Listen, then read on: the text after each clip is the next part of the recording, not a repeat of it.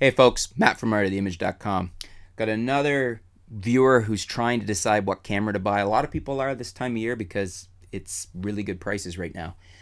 He's trying to decide between a 5500 Nikon, 750D from Canon, and the Sony a6000. This is Siddharth Srikumar. Sorry if I slaughtered that.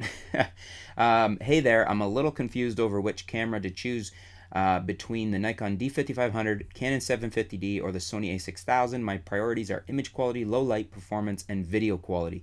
I'm purchasing my first DSLR, by the way. I would have to say that in this situation, the 5500, definitely for image quality, is better than all of them. It's the best APS-C on the market right now.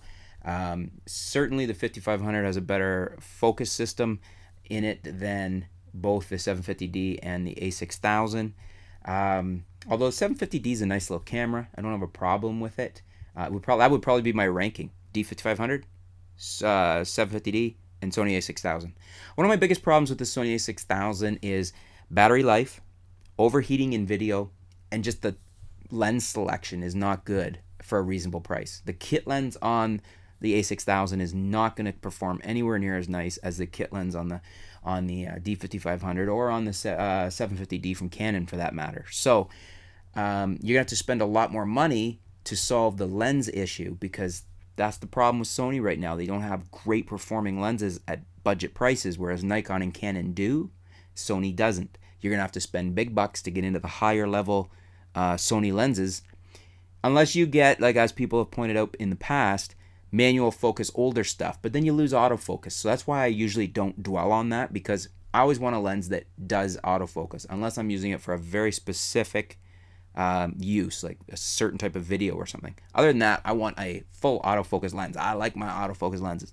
So for those of you where that's your caveat with Sony, that's why I disregard that most of the time, because we're talking apples to apples. I want an autofocus lens for each of them. Sony just doesn't have good performers at a lower price point.